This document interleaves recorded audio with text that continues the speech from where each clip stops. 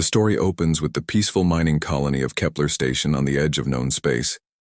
The Altari people, a gentle race of blue-skinned humanoids, have lived quietly for generations, mining rare crystals and keeping to themselves. They are led by Elder Nox, an aging leader who has never seen war. Without warning, the Vrak Empire arrives, a brutal warrior race known for enslaving entire worlds. Their massive ships block out the stars as they demand surrender. Captain Tor leads, the invasion force hungry for new slaves and resources. The Altari have no weapons, no military, no defenses.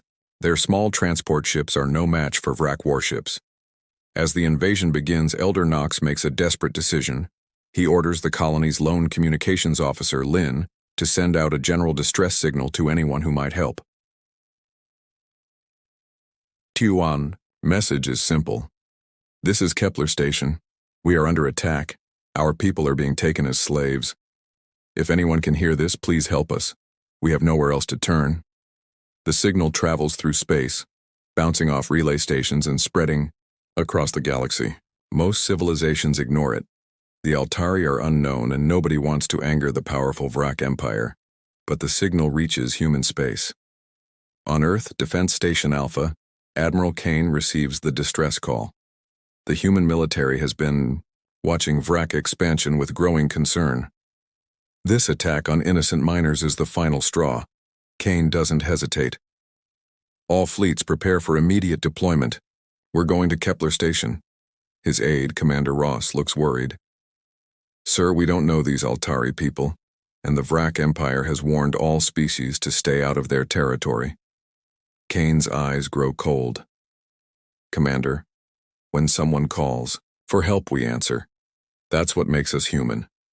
Within hours, humanity's response begins. The first fleet launches from Earth, 50 warships including the massive carrier UES Defiance. The second fleet departs from Mars colony with their newest destroyers. The border fleet abandons their patrol routes to join the rescue mission. As news spreads through human space, more ships volunteer. Merchant captains offer their cargo vessels. Corporate security forces pledge their escort ships. Even civilian pilots with armed shuttles request permission to help.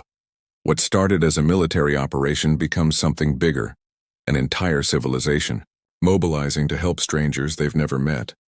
The human armada grows to over 200 ships, the largest fleet humanity has ever assembled.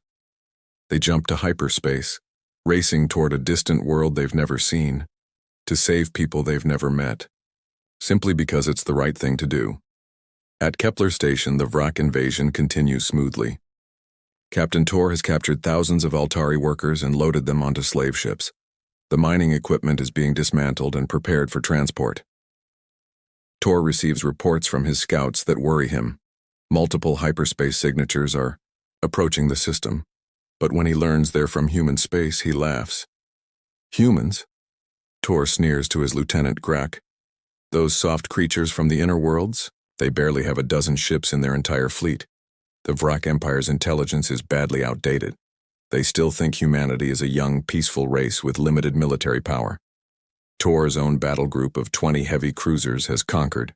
Entire star systems, Tor decides to make an example of the approaching humans. He'll destroy their small rescue fleet in front of the Altari prisoners, showing everyone what happens to those who interfere with the Vrak Empire. He orders his ships into battle formation and prepares a message for the humans. Surrender immediately, or be destroyed. Meanwhile, the surviving Altari huddle in the station's emergency shelters. Elder Nox tends to the wounded while Lin monitors the communications array. She's been tracking the approaching signatures and can't believe the readings. Elder, she whispers, I think someone is actually coming to help us. Reality hits the Vrak Empire like a hammer. The human armada drops out of hyperspace at the edge of the Kepler system. Captain Tor stares at his tactical display in disbelief as ship after ship materializes. Destroyers, cruisers, carriers, battleships. The humans brought enough firepower to conquer a dozen worlds. Admiral Kane broadcasts on all frequencies. This is the human defense fleet. You have attacked innocent people and taken them as slaves. Release the prisoners immediately and withdraw from this system. Tor tries to maintain his composure, but his voice shakes as he responds. This is Captain Tor of the Vrak Empire. You are trespassing in conquered territory. Withdraw immediately or face destruction. Kane's reply is ice cold. Negative. We're here to bring our new friends home. The human fleet begins its approach. Tor realizes his 20 ships face impossible odds, but Vrak honor demands he fight.